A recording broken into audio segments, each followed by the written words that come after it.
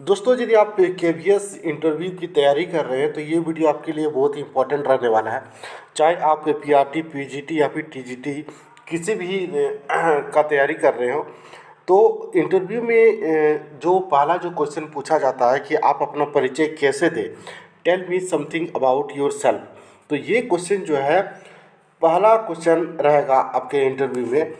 तो आप अपना परिचय कैसे देंगे, इस वीडियो में हम बात करने वाले हैं।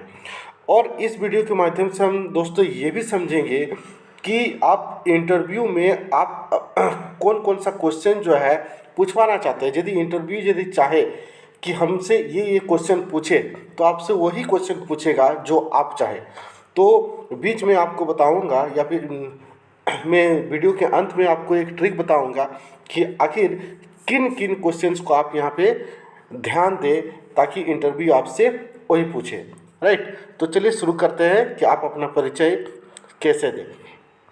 देखिए, सबसे पहले आपको क्या करना है कि आपको अपना नाम बताना है। राइट, तो सबसे पहले आप अपना यहाँ पे क्या कीजिएगा, नेम बताइएगा। जैसे जो भी आपका नाम रहेगा, आई एम, मान लीजिए कि जो आई एम दीप, ठीक है, I am Kaushal, I am विकास। तो सबसे पहले आपको क्या करना है कि आपको अपना नेम बताना है, नाम बताना है। राइट, कि मेरा नाम दीपक है, मेरा नाम विकास है। राइट, तो पहला आप नाम बता दिए। उसके बाद आपको क्या करना है कि एड्रेस बताना है। ठीक है, एड्रेस क्या बताइएगा, जैसे कि I am from Bokaro steel city Jharkhand. मैं बोकारो स्टील सिटी झारखंड का निवासी हूँ। हिंदी में यदि आपको बोलना है, हिंदी में बोलना है तो आप इस तरह से बोलिएगा, मैं हिंदी और English.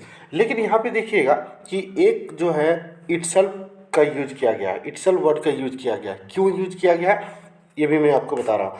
I am from Bokaro steel city Jharkhand itself. यदि आपका इंटरव्यू और आप जिस जगह के रहने वाले हो दोनों सेम हो, तब आप जो है इटसेल्फ वर्ड का यूज कीजिएगा।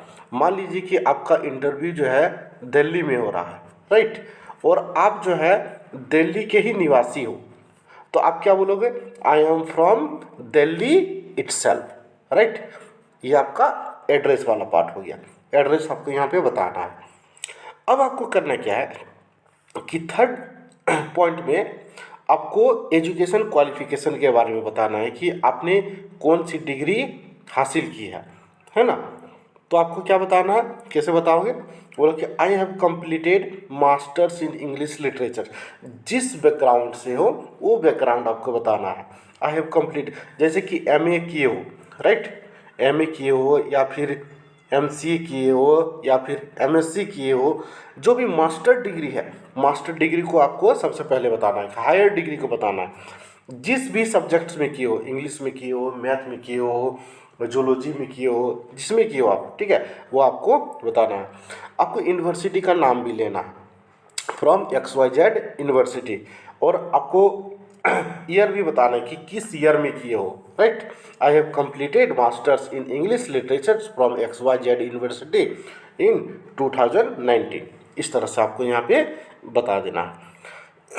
अब जो है ग्रेजुएशन, यदि आप अब एमए या फिर कुछ भी मास्टर डिग्री किए हो तो ग्रेजुएशन तो ऑब्वियसली होगा, है ना।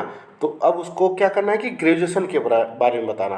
देखिए, आई जो वर्ड है उसको बार बार रिपीट नहीं करना है, इरिटेट लगने लगता है ना। एंड वर्ड यूज कीजिए, and also done my graduation from ABC university in 2015 या फिर 2017, जब आप किए हो उसका आपको ईयर बता देना है। राइट, अब क्या करना है कि यदि आपका कोई एक्सपीरियंस हो, ठीक है, तो एक्सपीरियंस भी आपको बताना है। यदि आप टीचिंग में अभी तो केवीएस इंटरव्यू की तैयारी में जा रहे हो, तो मोस्टली जो होंगे वो टीचर बैकग्राउंड से होंगे, लगभग 90%, है ना। तो आपको क्या करना है कि यदि आप टीचर हो तो आपको क्या बताना है कि I have been teaching at XYZ school for 5 years already. Means आप 5 साल से पढ़ा रहे हो, 7 साल से पढ़ा रहे हो, 8 साल से पढ़ा रहे हो, यहाँ पे आपको एडिट कर लेना है ना। या फिर यदि आप टीचर नहीं हो तो आपको क्या करना है, क्या बताना है, I have been working for 5 years at ABC place as a manager. मान लीजिए कि आप जिस पोस्ट पे हो वो पोस्ट आपको बताना है। और जिस जगह आप वर्क कर रहे हो वो वर्क भी आप जिस प्लेस पे वर्क कर रहे हो उस प्लेस का नाम भी बताना है। जैसे कि आप बैंक में काम कर रहे हो, कोई प्राइवेट जॉब कर रहे हो, तो उसका आपको यहाँ पे नेम स्पेसिफाई करना है। क्लियर हो गया। उसके बाद जो है आपको फैमिली के बारे में, ज़्यादा फैमिली के बारे में बताना भी नहीं है। आपके फैमिली में कितने मेंबर्स हैं सिर्फ वही आपको बताना है। There are 8 members there are of us in my family. बस ऐसा नहीं है कि आप जो है माँ बाप भाई बहन के बारे में एक एक जॉब डिस्क्रिप्शन के बारे में बताने लगे, ऐसा नहीं बताना है। अब उसके बाद क्या करना है कि आपको अपनी हॉबीज़ के बारे में बताना है।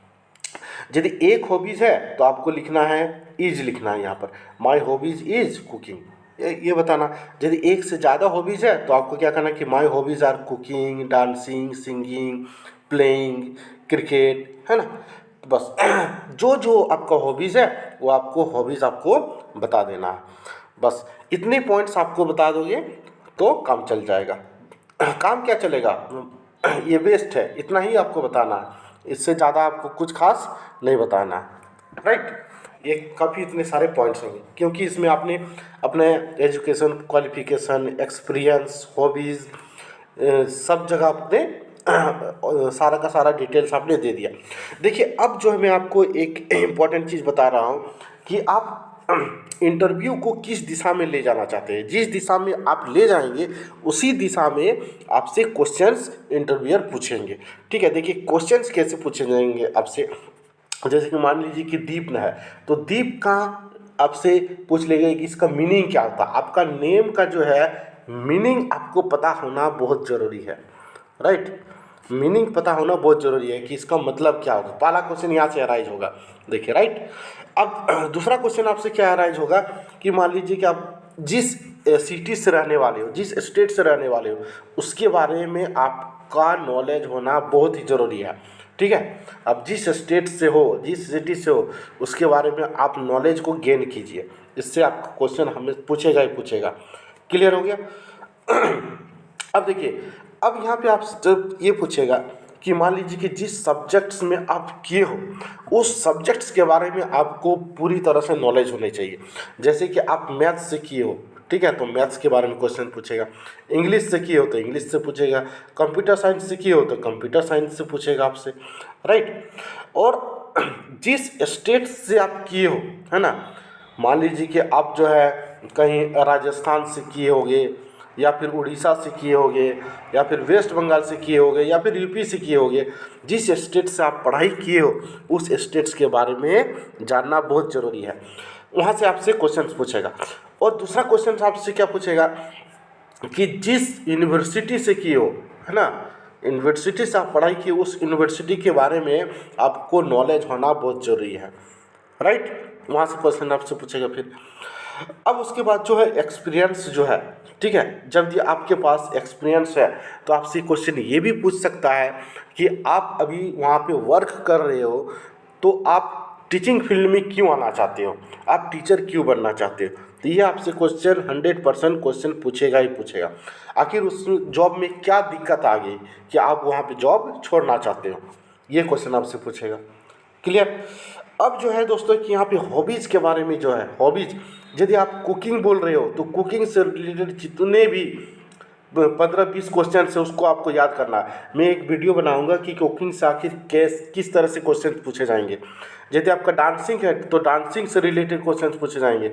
सिंगिंग है तो सिंगिंग का क्वेश्चन आपको तैयार करना है। क्रिकेट खेलते हो तो क्रिकेट से सारे क्वेश्चन पूछे जाएंगे। यानी कि जो हॉबीज़ है वो सारा का सारा आपको क्लियर कट जो है एक्सप्लेनेशन आपको देना है।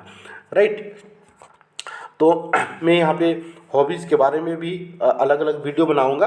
कुकिंग में कौन कौन से क्वेश्चन पूछे जाते हैं, डांसिंग में कौन कौन सा क्वेश्चन पूछेगा, सिंगिंग में कौन सा पूछेगा, क्रिकेट से कौन सा क्वेश्चन पूछेगा। ठीक है, तो ये वीडियो आपको यदि हेल्पफुल लगा तो प्लीज़ चैनल को लाइक करें, सब्सक्राइब करें और अपने दोस्तों में शेयर करें। मैं एक जल्द ही एक नेक्स्ट वीडियो लाऊंगा हॉबीज़ से रिलेटेड।